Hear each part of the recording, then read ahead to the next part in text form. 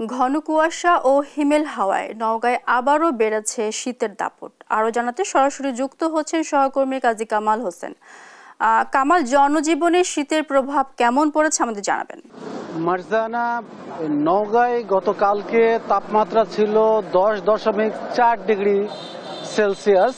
আজকে তাপমাত্রা কিছুটা বেড়ে 11.1 ডিগ্রি তাপমাত্রা বিরাজ করছে। তবে তাপমাত্রা যেটাই বিরাজ করুক, বাস্তবতা ঠিক সেটা বলছে না। মূলত কনকনে ঠান্ডার সাথে উত্তরের হিমেল হাওয়া বেশ বইছে, যে কারণে শীতের প্রকোপ বলতে গেলে ব্যাপক অনুভূত হচ্ছে।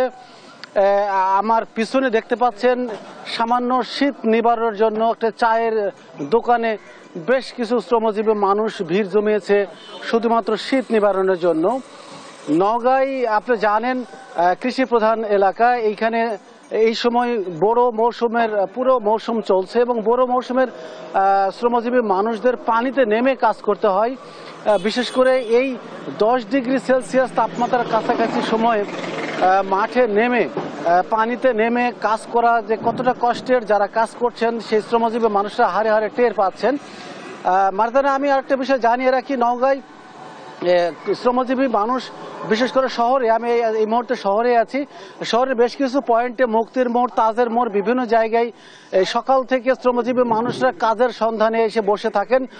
এদেরকে এই শীতের কারণে সপ্তাহের অধিকাংশ দিনই তাদেরকে কাজ না পেয়ে ফিরে যেতে হচ্ছে, হতাশ হয়ে ফিরে যেতে হচ্ছে। আর যদি আমি শীতের কাপড়ের কথা বলি, জেলা প্রশাসনের তরফ থেকে এবং জেলা পরিষদের তরফ থেকে শীতের কম্বল বেশ কিছু বিতরণ করা হয়েছে। যদিও বা স্থানীয়দের ভাষ্য, এই শীতের কাপড় পর্যাপ্ত নয় বলে তারা জানিয়েছেন। আর বিশেষ করে বয়স্ক এবং শিশুরা এই শীতের কবলে পড়েছে।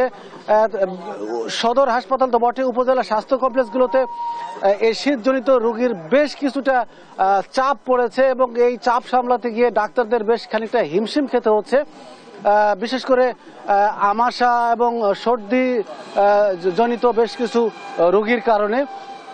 তো মোটামুটি নওগাঁ থেকে শীত নিয়ে এই ছিল আমার কাছে সর্বশেষ তথ্য।